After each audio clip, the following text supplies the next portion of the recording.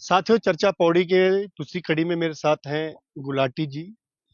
और ये बहुत पुराने व्यवसायी हैं, पौड़ी के उत्तर प्रदेश के ज़माने से। आइए उनसे बात करते हैं कि उत्तराखंड बनने से पहले क्या स्थिति थी पौड़ी के व्यवसायीकरण की, और आज की वर्तमान स्थिति क्या है।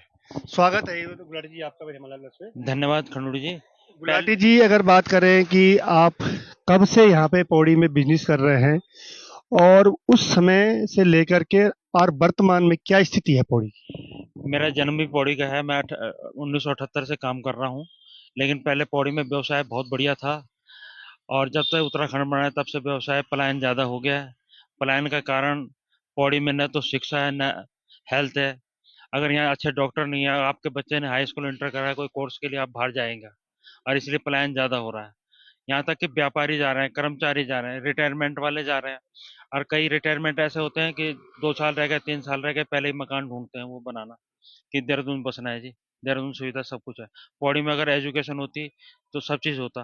पहले डॉक्टर फ्लोरिया था और डॉक्टर थे, कितने लोग आते थे बाहर से इलाज कराने के लिए पौड़ी। लोग अपने रिश्तेदारों को भी बुलाते थे कि चलना है पौड़ी, चलना है, वहीं इलाज कराऊंगा तेरा। उनके खाने पीने की व्यवस्था खुद करते थे। और सब बढ़िया रहता था। और वो आदमी खुश होके जाता था। पहले व्यवसाय इतना था कि फुर्सत नहीं होती, हमने 3 बजे से पहले कभी खाना नहीं खाया। और आज की व्यवसाय ऐसा है कि बिल्कुल बैठे हुए हैं, सवेरे 9 बज गए, देर हो गई। और जब दुकान खोलो तो कुछ नहीं, ढाक के 3 पाद है। यही है पौड़ी की स्थिति। पहले जो था उत्तराखंड बनने से पहले पौड़ी ने कई मुख्यमंत्री दिए, कई अच्छे विधायक दिए, लेकिन पौड़ी का किसी ने कोई विकास नहीं करा। आपने देखा होगा कि जब 2000 से पहले की बात हम अगर करें कि पौड़ी का जो व्यवसायीकरण था, जो यहाँ पे बाहर के लोग थे, कितने बढ़िया लोग थे, बाहर के पंजाबी लोग थे, लगातार यहाँ से दुकानदार पलायन कर रहे हैं क्या? पौड़ी में लगभग हर महीने 10 फैमिली जा रही हैं। कोई नौकरी वाला जा रहा है, कोई दुकानदार जा रहा है, कोई कुछ जा रहा है। अब साल की 120 फैमिली लगाओ, कितने साल हो गए, 4-5 साल से लगातार हो गए। और कुछ काम ऑनलाइन ने खत्म कर दिया। अब ग्राहक आता है, सामान दिखाओ, ऑनलाइन ये है, हमारे पास नहीं है, क्या करें। ऑनलाइन इतने का मिल रहा है, ऑनलाइन इतने का मिल रहा है, तो सारा बिजनेस तो खत्म हो गया, पौड़ी का चौपट। बिल्कुल। ऑनलाइन को भी जिम्मेवार मानते हैं कि ऑनलाइन भी कहीं कहीं जिम्मेवारी है, और साथ साथ में यहाँ की जो व्यवस्थाएं थी, अगर शहर की बात करें तो शहर में जैसे पार्किंग की व्यवस्था नहीं है, अगर मार्केट करना है तो पार्किंग नहीं है, स्वच्छता नहीं है, किस ढंग से देखते हैं? आप पार्किंग के लिए इतनी पार्किंग है पर, लेकिन पार्किंग का चार्ज, आप छोटा सा उदाहरण बताऊं आपको। ये रामलीला ग्राउंड के ऊपर जो पार्किंग थी, हम कार के पहले 500 रुपये देते, अब इन्होंने 1500 रुपये कर दिए। मैंने ऐतराज करा इनसे, कहना का देखेंगे करेंगे। अब पार्किंग की सबसे बड़ी समस्या पार्किंग की मानते हैं कि पार्किंग की बहुत बड़ी पार्किंग की बहुत समस्या। समस्या है। अगर किसी की दुकान का एक गाड़ी खड़ी हो जाती है, एक दूसरा बाहर निकलना मुश्किल हो जाता है।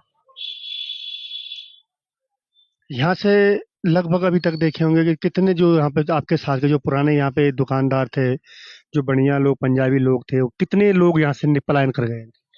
अरे काफी हो गए, अब गिनती करो तो ऊपर से नीचे तक तो काफी चले गए लोग। अब जाए न जाने में लगे हुए हैं। अब जिसका काम नहीं होगा, उसने कहा रोजगार नहीं है तो क्या करना है रख के। दाल रोटी तो कहीं भी खा लेगा आदमी। देखा साथियों आपने कि किस प्रकार से पौड़ी से लगातार जो पुराने यहाँ पे दुकानदार थे, जो पंजाबी लोग थे, जिनको बढ़िया लोग कहते थे, जो बहुत बड़ा इनका यहाँ पे व्यवसाय थे, हर चीज की दुकान है, वो लगातार यहाँ से पलायन करने पर लगे हैं, तो कहीं ना कहीं पौड़ी लगातार पिछड़ती जा रही है। साथियों, मैं आज चर्चा पौड़ी की विषय पर पौड़ी के अपर बाजार में हूँ, और अपर बाजार में एक बहुत पुरानी दुकान है कपड़ों की, काला वस्त्र भंडार। और मैं वहाँ पे हूँ, और यहाँ पे जो ऑनर हैं उनकी धर्मपत्नी है यहाँ पे। आइए उनसे बात करते हैं, क्योंकि ये लोग कब यहाँ पे आए हैं, कब से यहाँ पे रह रहे हैं, और किस प्रकार से उन्होंने उत्तराखंड बनने से पहले पौड़ी की स्थितियां देखी हैं, उत्तराखंड बनने के बाद किस प्रकार की परिस्थितियां पौड़ी की हैं। आइए बात करते हैं। आंटी, क्या नाम है आपका? इंदिरा कालड़ा। स्वागत है आपका हिमालय प्लस पर। और ये बताएं कि आप कब यहाँ पे आई हैं, पौड़ी में कब से हैं, और तब की क्या स्थिति थी पौड़ी की उत्तराखंड बनने से पहले, और आज की क्या स्थिति है? हेलो, पहले तो फिर भी थोड़ा ठीक था, जान पहचान थी। अब कुछ भी नहीं है पौड़ी में। पौड़ी बहुत पीछे हट गए हैं। और रोडें बिल्कुल खराब हैं। दूसरा, गाय भैंस सांड वगैरह सारे ऐसे चलते हैं। और दूसरा, कोई भी जगह ठीक नहीं है। ना कोई पार्क है ना कुछ है। अगर शहर की बात करें तो शहर में क्या होना चाहिए था? ये जो लोग यहाँ पे रुकते यहाँ से नहीं जाते हैं, व्यवसाय खत्म होता जा रहा है, क्या कारण है? एक तो वो पार्किंग वगैरह होता, अच्छी अच्छी रोड होती, अच्छे तो कुछ भी नहीं है पौड़ी में, मतलब रहना है ना, विकास है अब ना, काम है, काम भी नहीं। काम भी बहुत कम हो गया है। किसी का भी, चाय वाला भी कह रहा है काम कम है, चाय वाला भी कह रहा है कम है। सड़कें बिल्कुल ऐसी है, अब एज बड़ी हो गई, हमारी 70 साल के हो गए, लेकिन गाय भैंस ऐसे आ रहे हैं, बंदर ऐसे आ रहे हैं, ना बंदरों का सेफ है ना कुछ नहीं है पौड़ी में।